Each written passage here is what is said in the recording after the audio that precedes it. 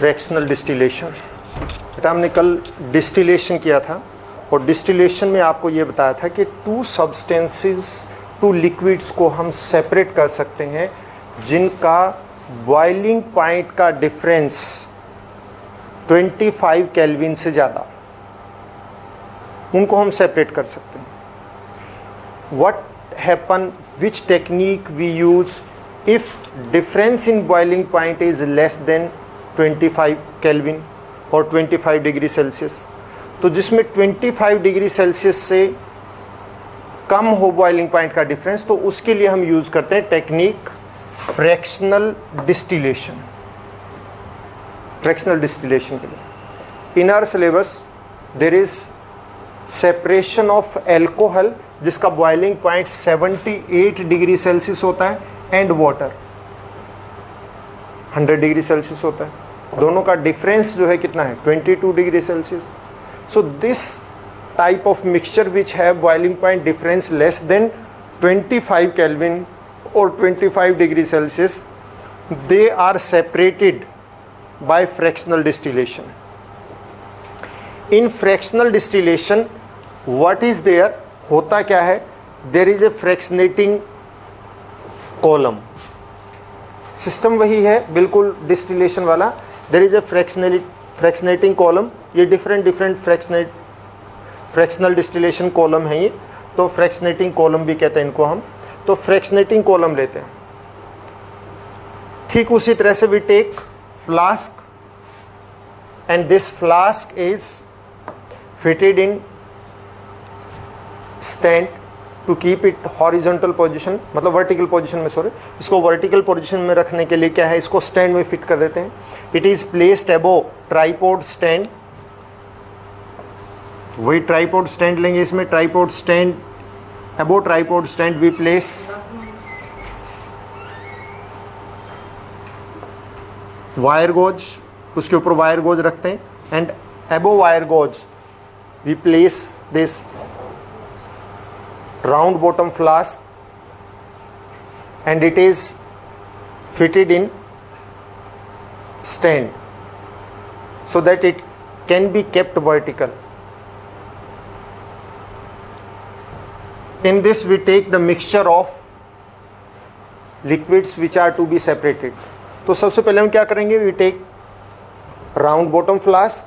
In round bottom flask we take mixture of the two substances which are to be separated like alcohol and water.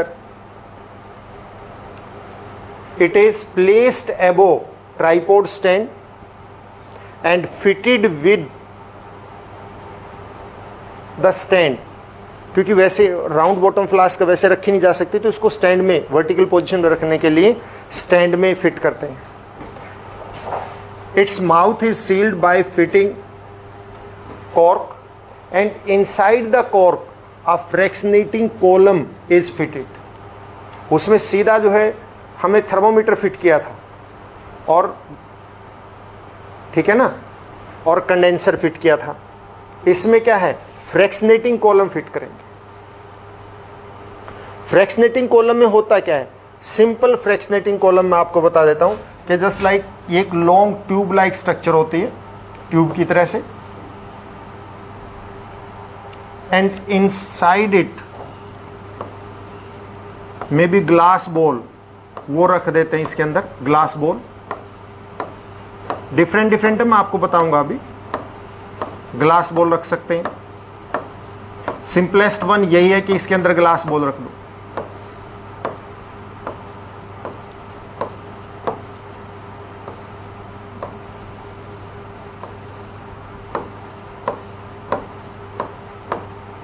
And hair इसमें क्या होता है, यहां पे outlet for the outlet of the substance and thermometer is fitted in it. या फिर इसमें क्या है, इस तरह से सिंपल वाले में क्या होता है, ऐसे राउंड स्ट्रक्चर होते हैं.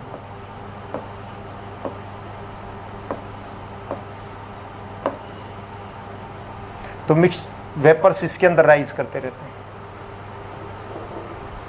तो फ्रैक्शनेटिंग कॉलम लेते हैं। इन फ्रैक्शनेटिंग कॉलम वी टेक, मतलब किसी भी टाइप का हो, आपने सिर्फ सिंपली ये बताना है कि we take fractionating column and fitted in the flask. Flask में फिट कर देते हैं। क्या किया हमने? We take flask. फ्लास्क में क्या लिया? Mixture, just like alcohol and water का मिक्सचर। उसको वर्टिकल फिट कर दिया and placed above tripod stand.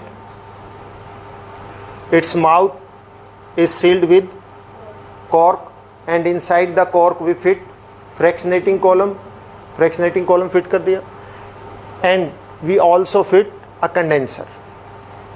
on the other end of condenser we place a flask। एक flask ले लेंगे। now we start heating the mixture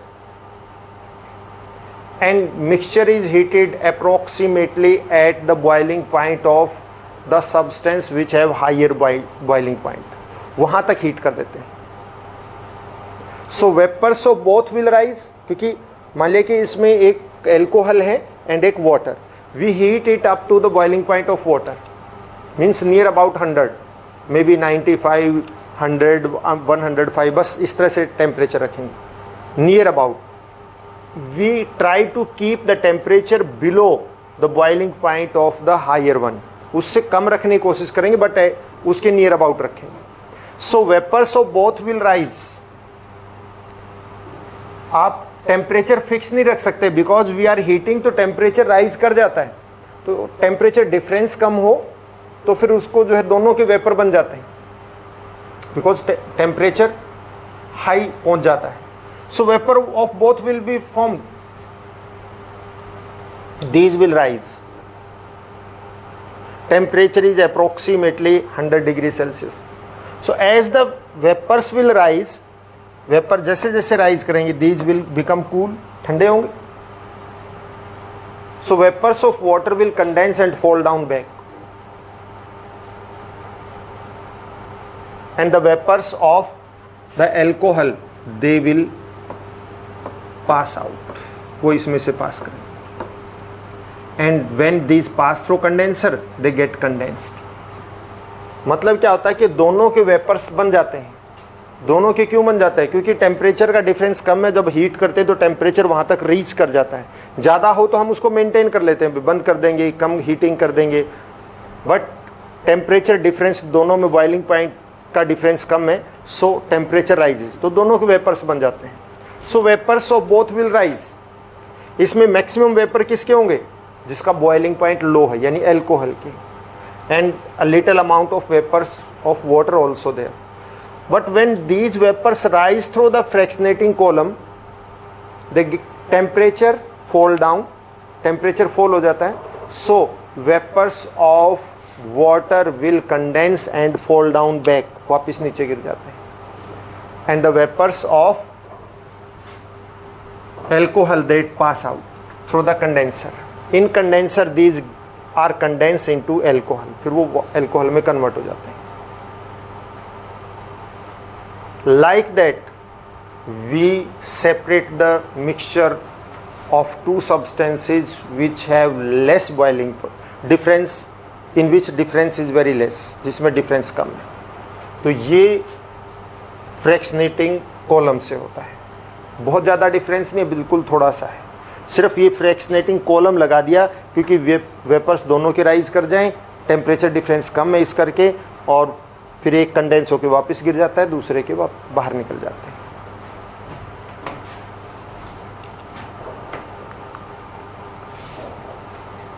separation of gases of air, air की gases separate करने का। देखिए, at a place air is the homogeneous mixture of gases.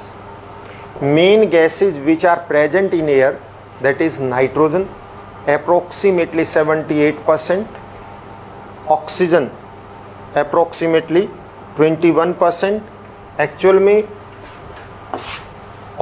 Nitrogen जो है, nitrogen that is 78.084%, oxygen 20.946%। Argon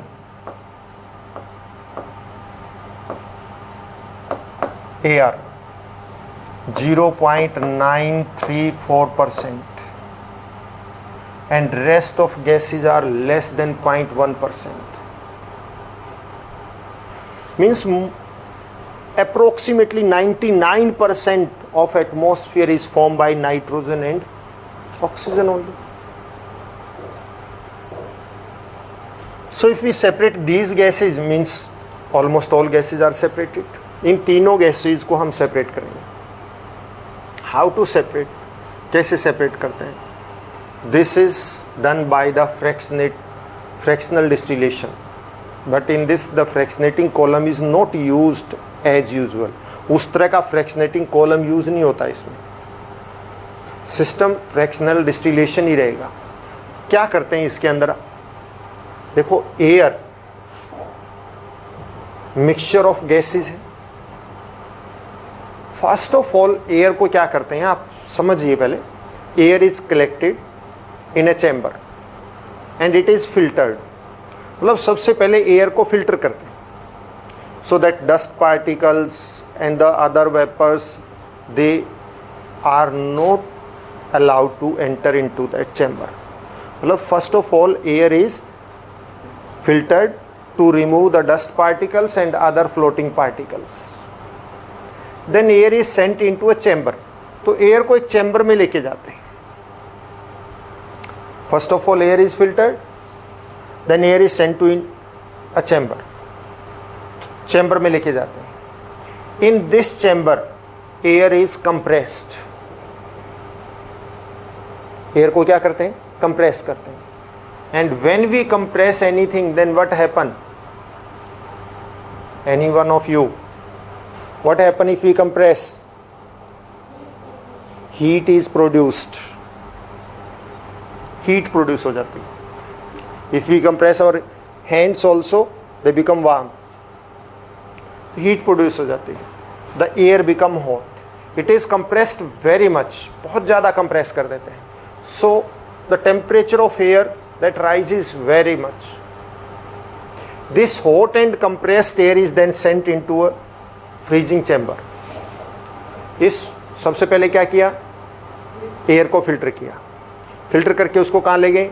एक chamber में. Chamber में क्या कर दिया? उसको कंप्रेस कर दिया, highly compress. As a result of that compression what happen? Temperature increases very much high. So air become very hot and compressed. This hot and compressed air is sent to a freezing chamber. उसको कहाँ ले जाते हैं? एक freezing chamber में ले जाते हैं. Where it is cooled down below -200 degree Celsius. मतलब बहुत ज़्यादा लो टेम्परेचर पे उसको कूल कर देते हैं. On cooling the air get liquefied. क्योंकि आपने कंप्रेस कर दिया तो पार्टिकल्स तो क्लोज आ गए, बट उनका टेम्परेचर इंक्रीज हो गया. इस करके वो लिक्विफाई नहीं हुआ. हमने बेसिकली रीड कर रखा है कि सॉलिड, लिक्विड एंड गैस में क्या डिफरेंस है. गैस के particle they are away from each other, liquid particles are closer and solid particle are very very close. तो हमने क्या किया? कंप्रेस करके air particle they are brought closer. Close आ गए तो इसका मतलब उसमें क्या हो जाना चाहिए? लिक्विड में कन्वर्ट होना चाहिए. नहीं होती. वाई? टेम्परेचर इंक्रीज हो जाता है, जिससे उनके बीच में फोर्स ऑफ अट्रैक्शन डेवलप नहीं होता. पार्टिकल क्लोज आ जाते हैं, लेकिन हाई टेम्परेचर की वजह से फोर्स ऑफ अट्रैक्शन जो होना चाहिए, जिसकी वजह से लिक्विड बन जाता है. Liquid by liquid force of attraction particle में बहुत ज़्यादा है, तो वो फोर्स ऑफ अट्रैक्शन डेवलप नहीं होता है. So it is sent to freezing chamber. Freezing chamber में इसको it is cool down below -200 degree Celsius, then it get liquefied. क्योंकि टेम्परेचर लो हो गया तो फोर्स डेवलप हो जाएगा and it get liquefied. Carbon dioxide which is a part of this 0.03% के करीब कार्बन डाइऑक्साइड है. That carbon dioxide get sublimate, means solid हो जाती है. कार्बन डाइऑक्साइड क्या बन जाती है? वो लिक्विड में नहीं कन्वर्ट होती. यहाँ तो गैस थी ही, हॉट गैस जैसे गई कार्बन डाइऑक्साइड तो क्या हो जाएगी, सॉलिड हो जाएगी, and this solid carbon dioxide is known as dry ice. उसको क्या बोलते हैं, what is dry ice, dry solid carbon dioxide is known as dry ice. आपसे पूछा जा सकता है, बहुत इंपॉर्टेंट क्वेश्चन है, what is dry ice, solid carbon dioxide is known as dry ice, उसको हम ड्राई आइस बोलते हैं।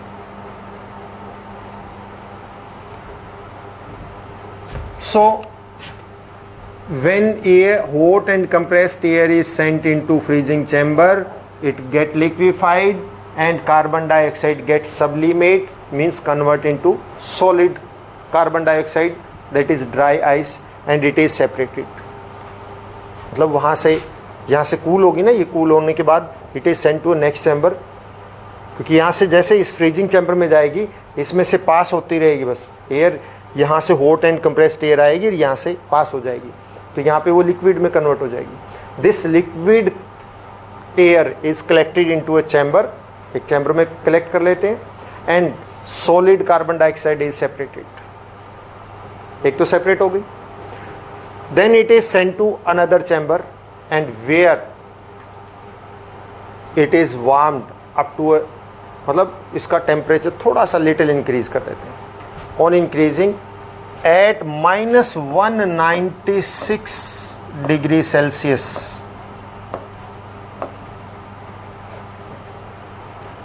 I'm saying -196. Nitrogen is separated. Nitrogen, liquid nitrogen convert into gaseous state.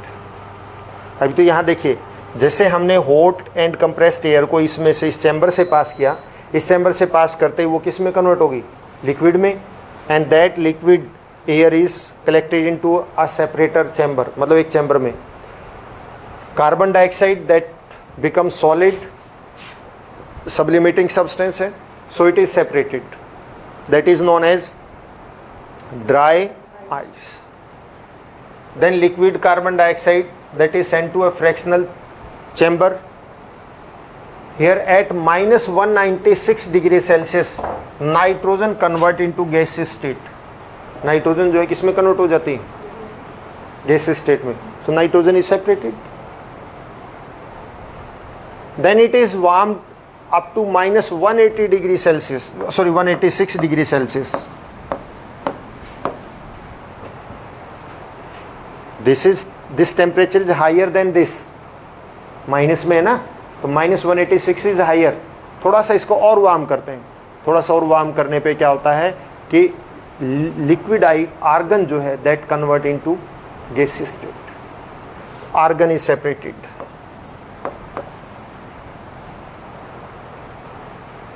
Then at -183 degree Celsius oxygen convert into gaseous state, and more than 99% gases are separated. This is the method. सबसे पहले क्या करेंगे, we take air and filter it, air को filter करते हैं, and then it is sent to a chamber where it is compressed at very high pressure, so air become very hot. This hot and compressed air is sent pass through freezing chamber. On passing through freezing chamber, this air get liquefied, and the carbon dioxide present in air that becomes solid, because वो sublimating है, direct solid में convert हो जाएगी, that is known as dry ice, and it is separated. Then from separator air is sent to the fractionating column, आगे column और मतलब एक chamber और है, उसमें ले जाते हैं। Here at -196, मतलब थोड़ा सा उसका टेम्परेचर इंक्रीज कर देते हैं, -196 पे ले आते हैं, -196 पे क्या होगा, liquid nitrogen convert into gaseous nitrogen, so as a gas it is separated. Then it is warmed from -196 to -186, and at -186 argon convert into gaseous state, so it is separated. then at minus 183 degree Celsius oxygen is separated. Like that we separate all the components of gases, because main component यही है, और इस करके हम इन्हीं को separate करेंगे. किस किस को? Carbon dioxide, nitrogen, argon and oxygen, main component को. Rest of gases are less than 0.1% and that's why they are not easy to separate. इस मेथड से नहीं, अगर किसी फिर गैस को सेपरेट करना हो तो और माइनर लेवल पे फ्रैक्शनल डिस्टिलेशन करनी पड़ती है. Yes, any question?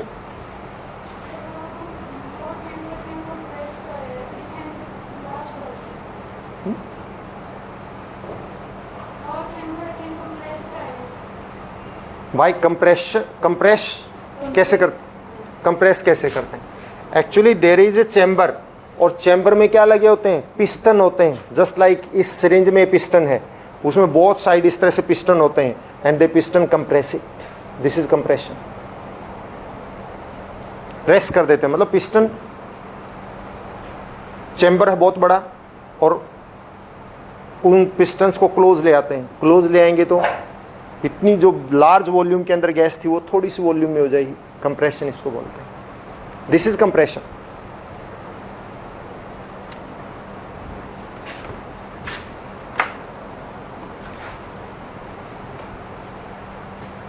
Next is crystallisation. Means copper sulphate के crystals,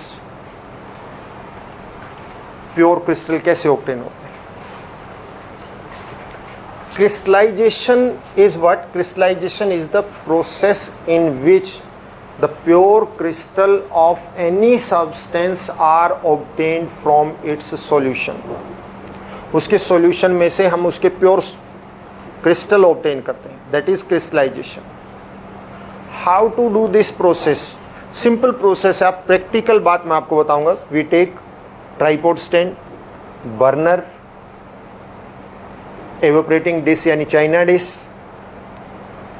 So if we want to obtain the pure crystal of copper sulfate, then we take impure copper sulfate and water. Water लेंगे, impure copper sulfate,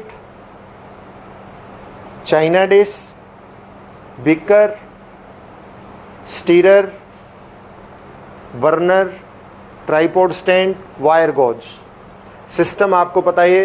we place tripod stand, above tripod stand we place wire gauze, above wire gauze we place china dish, evaporating dish.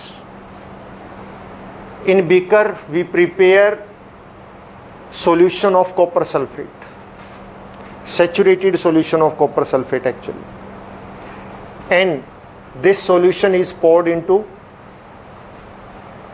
China dish, and then we start heating it.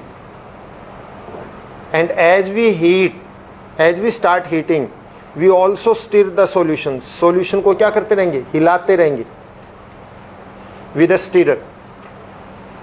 When solution start depositing, जब वो जमने लगे, तरीका क्या होता है depositing का? हम क्या करेंगे? ग्लास रोड को उसमें डिप करके बाहर निकाल देंगे. If solid substance is formed, then we stop heating and it is placed undisturbed for few hours, और उसको जो है undisturbed position में रख देंगे. After few hours we see that the crystals of copper sulfate they settle down and clear water float over it. मतलब हम क्या करेंगे? सैचुरेटेड सॉल्यूशन लेंगे. आप शुगर के क्रिस्टल प्रिपेयर कर सकते हैं इसी तरह से, एंड उसको हीट करेंगे. कॉपर सल्फेट को हमने सैचुरेटेड सॉल्यूशन लिया और उसको हीट करेंगे और कॉन्टिन्यूसली स्टीरिंग करते रहेंगे. व्हेन इट स्टार्ट डिपोजिटिंग, वो जमने लग जाए थोड़ा सा, मतलब अब बाहर निकाल के देखते रहें. कैसे पता लगेगा? हीटिंग में नहीं पता लगेगा. हम उसको ग्लास रोड को बाहर निकाल के उसमें डिप करके बाहर निकालेंगे. डिपोजिट होना स्टार्ट हो गया, we stop heating, and then this china dish is kept undisturbed for few hours, maybe 5-6 or more. During this period, what happened?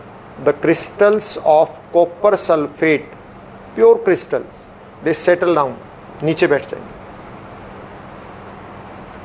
And when copper sulfate crystals settle down, we remove the upper water, पानी को हटा देंगे, and these crystals are dried with filter paper. Filter paper से उसको dry कर लेंगे. We obtain pure crystal.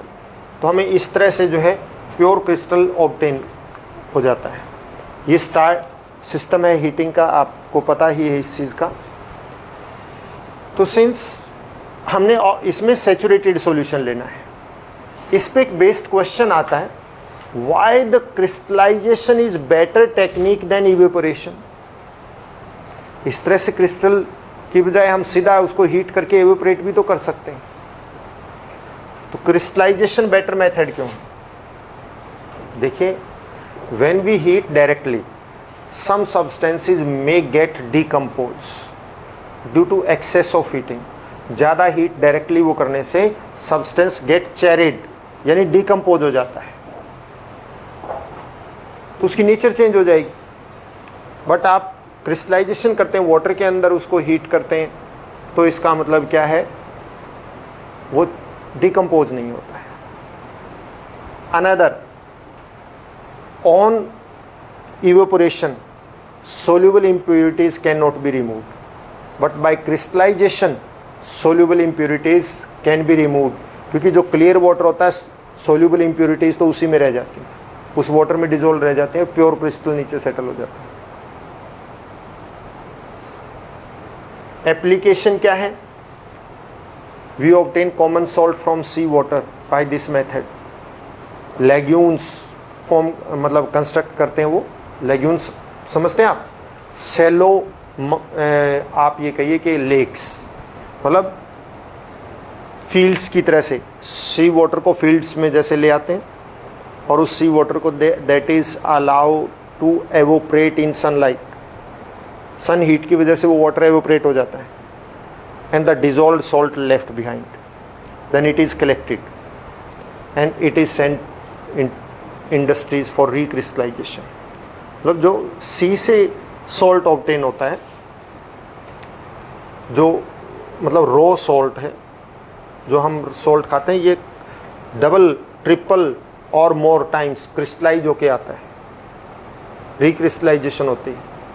Starting में जो सॉल्ट ऑब्टेन होता है, आपने हो सकता है किसी ने देखा भी हो, कोई ज़रूर नहीं है वाइट कलर का, ब्राउन कलर का भी हो सकता है, बिकॉज उसमें बहुत सारी इम्प्यूरिटीज़ मिक्स होती हैं, उसमें सी ऑर्गेनिजम्स, डेड सी ऑर्गेनिज्म हो सकते हैं, तो वो सारी चीज़ें उसके अंदर होती हैं.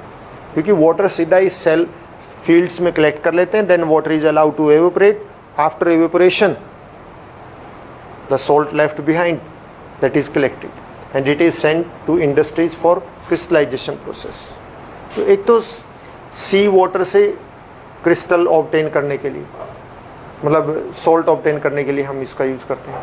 And secondly, the crystals of any substance, pure crystal, they are obtained by this method. वो इसी मेथड से ही ऑब्टेन होते हैं. Now the treatment of water in municipal water supply. Municipal water supply के अंदर वाटर की ट्रीटमेंट किस तरह से होती है? There is simple method. First of all, water is collected in reservoir. Perhaps आपने देखे भी होंगे, बड़े बड़े टैंक्स में वाटर को कलेक्ट कर लेते हैं, ओपनली ही होता है वो टैंक, ओपन टैंक में water is collected here, and then water from here that is sent to a sedimentation tank.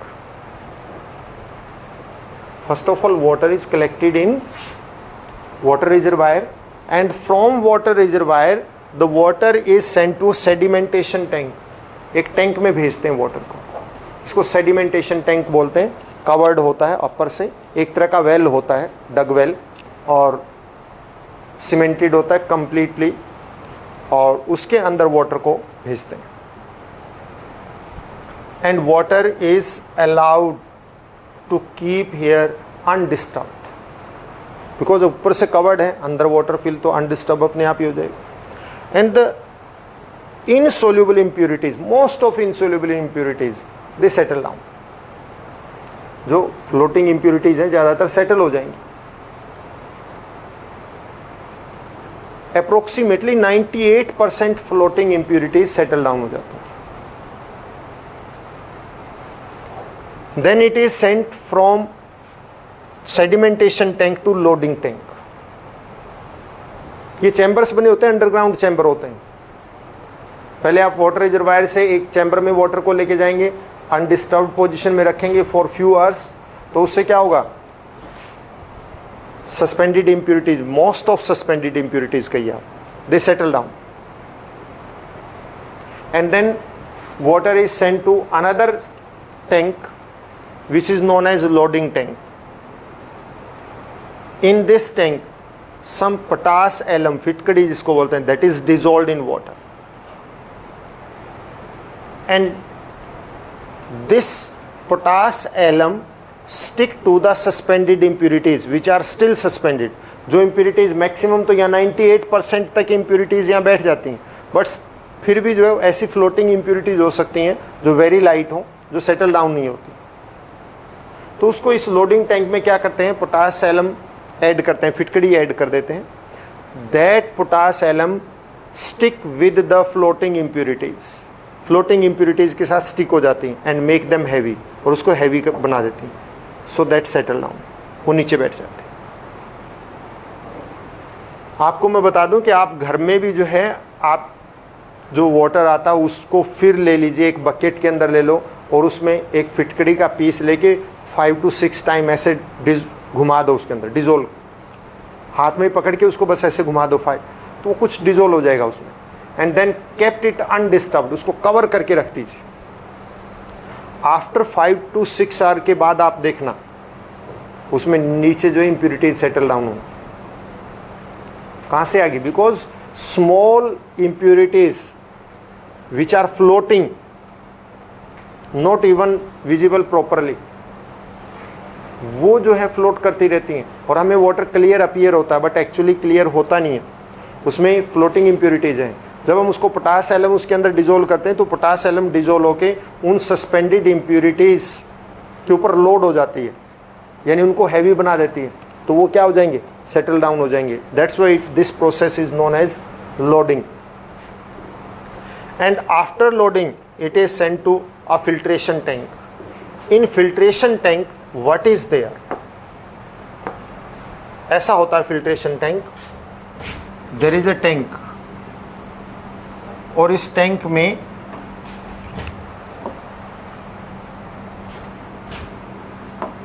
नीचे बड़े बड़े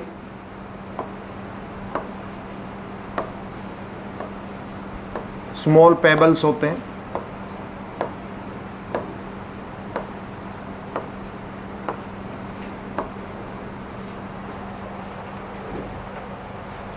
एंड मतलब ग्रेवल कहते हैं जिसको, बजरी, जिस तरह से ग्रेवल बजरी है. एंड एबॉइट कोरस सैंड, इसके ऊपर जो है कोरस सैंड, कोरस सैंड मोटी सैंड होती है. There is a layer of coarse sand. नीचे ग्रेवल और ग्रेवल के ऊपर कोरस सैंड, मोटी मोटी, मतलब नीचे जिसको बजरी कहते हैं, जिसका साइज इतना सा करीब होगा, उसके ऊपर कोरस सैंड यानी मोटी रेत, एंड उसके ऊपर जो है क्या है, फाइन सैंड, ऊपर बिल्कुल fine sand.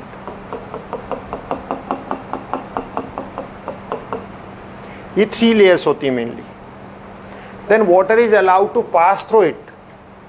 When water is allowed to pass through these all undissolved impurities they are separated.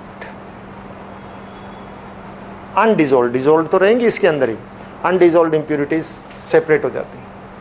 Then it is sent to chlorination tank. फिर इसको कहाँ ले जाते हैं, अनदर टैंक में, where which is known as chlorination tank. In chlorination tank chlorine is added to this. On adding chlorine, chlorine add करने से क्या होगा, the microorganisms which are still present here, they are died because chlorine is poisonous for them, and that die, that kill all the germs को kill कर देती है. And then water is sent to storage tank and then distributed. फिर इसको distribute करते हैं. मतलब सबसे पहले क्या करते हैं, रिजर्वायर में वाटर कलेक्ट करते हैं. रिजर्वायर से वाटर कहाँ लेके जाते हैं, सेडिमेंटेशन टैंक में, जहाँ पे इसको अनडिस्टर्ब रखते हैं, सस्पेंडेड इम्प्यूरिटी सेटल डाउन हो जाते हैं. फिर वहाँ से उसको कहाँ ले जाते हैं, लोडिंग टैंक में. वहाँ पे पोटास एलम ऐड करके जो सस्पेंडेड इम्प्यूरिटीज़ हैं उनको सेटल डाउन कर देते हैं. फिर उसको कहाँ ले जाते हैं, फिल्ट्रेशन टैंक में. स्टिल कोई इम्प्यूरिटीज़ हैं तो वो फिल्ट्रेशन टैंक में से पास होगा वाटर, तो वो रिमूव हो जाएंगे. उसके बाद उसको कहाँ ले जाते हैं, क्लोरीनेशन टैंक में, where chlorine is added which kill the germs and make the water germ free, and then it is distributed. ये ट्रीटमेंट होता है वाटर का, वाटर स्टोरेज सिस्टम, मतलब वाटर ट्रीटमेंट प्लांट में जहाँ पे वाटर हम डिस्ट्रीब्यूशन सिस्टम होता है, वहाँ पे ये ट्रीटमेंट होता है. And then it is distributed for the public. Overhead tank में इसलिए लेके जाते हैं कि हाइट से इसको गिरा देते हैं, प्रेशर से वाटर हर घर में पहुँच जाए इस करके.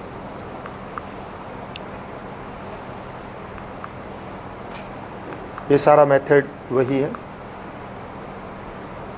Now the physical change and chemical change. और इसके बाद जो है एक सिस्टम एक रह गया, क्रोमेटोग्राफी. चलो हम फिजिकल चेंज और ये क्रोमेटोग्राफी है. एंड क्रोमेटोग्राफी में बता देता हूँ आपको होती क्या है. It is the technique to separate the dyes, different dyes को सेपरेट करने की टेक्निक है. In this we take a piece of filter paper का पीस लेते हैं, and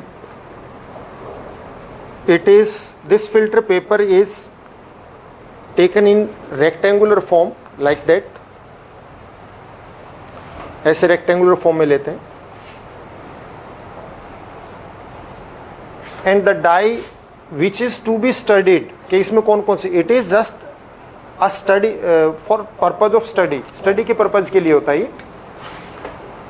which dyes are present in a given dye, कि just like ink है, ink में कौन कौन सी डाइज प्रेजेंट है वो पता लगाने के लिए हम यूज करते हैं.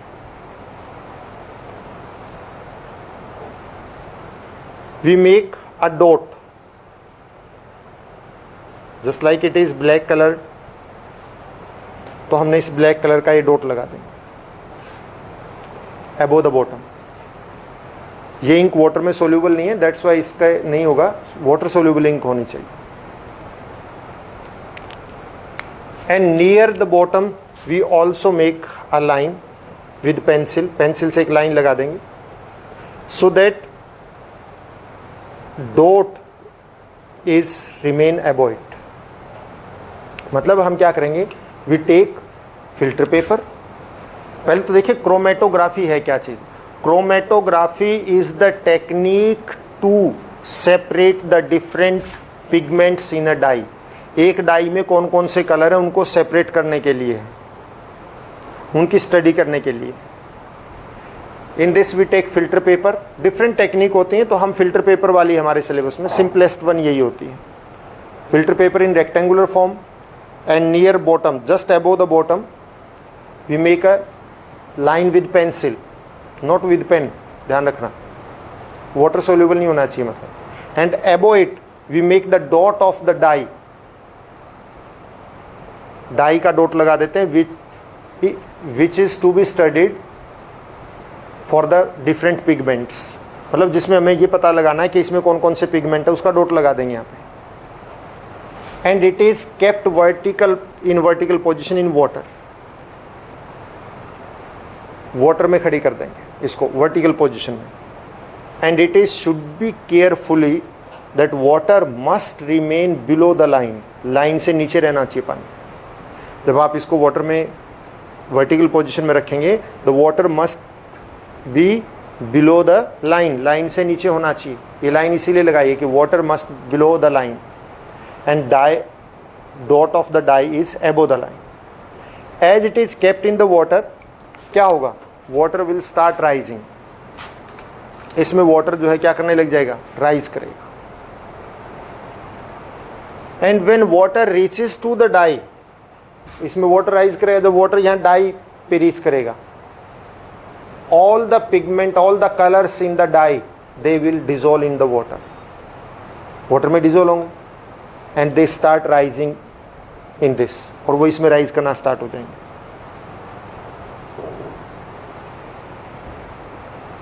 एंड दे आर सेपरेटेड, और सेपरेट भी हो जाएंगे. And we come to know which colour are present in this die.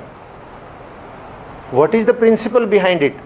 Actually different colors or dyes or substances, they have different solubility in water. अलग अलग substance की solubility अलग अलग होती है, कोई कम डिजोल्व होता है, कोई ज़्यादा डिजोल्व होता है. So various dyes which are present और various colour which are present in this dye, they are also not equally soluble in water. वो भी वाटर में इक्वली सोल्यूबल नहीं है. Some are more soluble, some are less soluble. Which is more soluble, that will rise more, that will move fast. तो वो ज़्यादा ऊपर reach कर जाएगा, और जो लेस सोल्यूबल होगा वो नीचे रहेगा. Different colours are separated. मतलब जैसे हमने इस यहाँ पे ब्लैक डॉट लगा दिया, मान लिया इसको वाटर में खड़ा करेंगे, तो ब्लैक में जितनी डाइज हैं, जितने कलर्स होंगे, वो कलर जो ज़्यादा सोल्यूबल है वो ऊपर रीच कर जाएगा, जो लेस सोल्यूबल है वो नीचे रह जाएगा. Like that different colours are obtained, अलग अलग कलर ऑब्टेन हो जाएंगे. तो we come to know the presence of different colour in a single dye. This is the chromatography technique. Where it is used, मतलब कहाँ पे इसका यूज होता है, इसके एप्लीकेशन, मतलब क्रोमेटोग्राफी जो है मेनली कलर्स को सेपरेट करने के लिए यूज होती है. This is the technique mainly used in laboratories to separate drug from the blood. जो ड्रग ले लेते हैं ना, तो ड्रग को का पता लगाने के लिए ब्लड का सैंपल लेके इसी तरह से ड्रग को सेपरेट करते हैं. And we come to know whether the drug has taken or not. तो ड्रग को सेपरेट करने के लिए इसका पता लगा, मतलब ये पता लगाना कि किसी भी प्लेयर ने ड्रग ली है या नहीं. डोपिंग टेस्ट होता है ना, वो डोपिंग टेस्ट की बात कर रहा हूँ मैं. तो ब्लड का सैंपल लेके उसको इसी तरह डोट लगा के और पास करते हैं, तो हमें पता लग जाता है. या फिर और भी बहुत सारे हैं कि ये तो पेपर क्रोमेटोग्राफी है, इसी तरह केमिकल्स की हेल्प से भी होती है, तो उनसे भी हम इसको कर सकते हैं. बट हमने पेपर क्रोमेटोग्राफी करनी है. Now the physical and chemical change, two type के चेंज होते हैं. And this is the last topic. Physical change, that change in which the properties of substance do not change. कि जिसमें substance की properties change नहीं होती, properties remain as it is, that change is known as physical change. Most of physical change can be reversed, not all. जैसे आपने paper को tear कर दिया, that can not be reversed. If you cut the wood, that can not be reversed, but physical change है, because उससे उसकी properties change, characteristic change नहीं होती हैं. तो since that type of the change in which no characteristic properties of the substance are changed, means they are retained as it is. properties यूं की त्यों रहती हैं, उनको हम physical change बोलते हैं. और just like folding of paper, tearing of paper, cutting of wood, ये सारे के सारे जो है क्या है, physical change है. in physical change shape and size may be changed, but characteristic remain as it is. Chemical change are what, those changes in which new substances are formed with new properties, मतलब characteristic change हो जाती हैं जिसमें नए substance बन जाते हैं नई प्रॉपर्टीज के साथ, that is chemical change. Most of chemical change can not be reversed, may be reversed but some are not reversed also. Just like मैं आपको एक सिंपल एग्जांपल देता हूं, if we mix iron with sulphur, it is physical change. We can separate it. Iron can be separated with the help of magnet. But if iron and sulfur are taken and it is heated, then it is chemical change. उसके बाद ना उसमें iron की property होंगी ना sulphur की property होंगी, new properties हो जाएंगी। बट आप हीट नहीं करते हैं, वैसे आयरन को सल्फर से मिक्स कर दिया तो वो आयरन की प्रॉपर्टी भी शो करेगा, सल्फर की प्रॉपर्टीज भी शो करेगा। तो फिजिकल चेंज है। हमने वाटर के अंदर शुगर डिजोल्व कर दिया, फिजिकल चेंज है, वो शुगर की प्रॉपर्टी भी शो कर रहा है, वाटर की प्रॉपर्टी भी शो कर रहा है। तो इस तरह से जो प्रॉपर्टीज एज इट इज रहे वो तो होता है फिजिकल चेंज, और जिसमें प्रॉपर्टीज चेंज हो जाए, न्यू सब्सटेंस बन जाता है न्यू प्रॉपर्टीज के साथ, दैट इज केमिकल चेंज, वो केमिकल चेंज। तो इस तरह से हमने मतलब फिजिकल एंड केमिकल चेंज के बेस पे हम सब्सटेंसेस को सेपरेट कर सकते हैं। यानी टू टाइप की प्रॉपर्टीज भी आप कह सकते हैं होती हैं, एक फिजिकल प्रॉपर्टीज, दूसरी केमिकल प्रॉपर्टीज किसी भी सब्सटेंस की। थ्योरेटिकली ये चैप्टर इतना ही था।